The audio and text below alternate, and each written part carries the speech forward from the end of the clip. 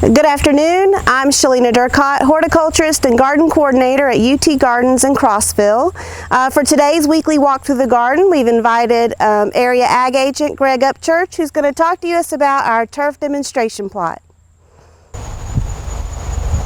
Hey, this is Greg Upchurch, UT TSU Extension in Cumberland County, out here at the beautiful Plateau AgResearch and Education Center, talking to you today about the turf plots. This is a plot of grass that was put in by one of our Master Gardener training classes here a number of years back. It's since been renovated, but it brings to subject one of the most popular topics that I get questions about on a daily basis. And as a matter of fact, already today, I've already been to a couple of home visits just talking about turf grass. So we're in the fall of the year. We're just hitting the start of September. And when we talk about renovating the grasses here on the plateau, September is that month that I'm going to direct people most of the time to look at renovating their lawns. Now, the reason I say most of the time, in our plot out here, we've got a variety of cool season and warm season grasses. These warm season grasses that I have here to my right are Bermuda grass, we've got volunteer zoysia, and then we've got the old El Toro zoysia. These are all warm season grasses, and so they are really kind of in the peak of their growing season.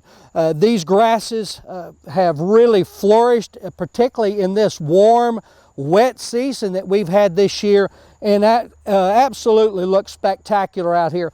We see a little bit of browning on the Bermuda grass over here, but that's actually where it's just cut just a little bit closer. That'll green up very quickly, and all three of these turfs really look spectacular.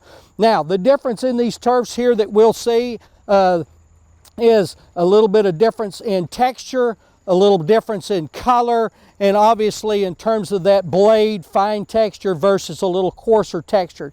Now, here on the plateau, these grasses are going to primarily grow from the end of May. They'll start greening up a little bit in May. Actually, this past spring, we had a killing frost May the 10th. That probably reset these back, and so they really probably didn't start growing until the very end of May to early June. They'll grow till we have our first killing frost, and actually, to be honest, a lot of these varieties of these warm season grass, you don't have to have the killing frost. Any of those temperatures, when we start seeing below 50 degrees, they're going to start going back into dormancy. So here on the plateau, generally by early October, they're dormant, and so they'll be brown or that golden, some of these zoysias, that golden color throughout the season. Most of the turf grasses that I recommend for growing here on the plateau are going to be your cool grass varieties, and we've got two here of what I would talk about that are novel type fescues. Novel being that they have a tendency, these two that we have, of expressing rhizomes. Now, rhizome expression of fescue is kind of an anomaly, but these are two varieties that will have some expression, not to the extent we see in our warm seasons, but enough that if we have bare spots in our soil or in our turf, that these can kind of creep in to fill those spots in our yard. These two varieties, we've got one here, Defiance XRE, that's a blended fescue, and the other one is TRF, Turf Saver, which is a rhizomatous fescue. Now, some of you probably looked at these and you said, well, I think I like those warm season better. We've had a really hot and humid spring and summer, and through that summer period, we had some stress with brown patch, and where these plants are just now, they're kind of on their downhill side, these will actually start really growing. We're going to have a cool weekend, lower humidities, cooler temperatures down those mid-50s. You will see these turf grasses really take off. And generally speaking, when I'm recommending turf type plants for lawns on the plateau, I'm going to tell you to stick with the fescues.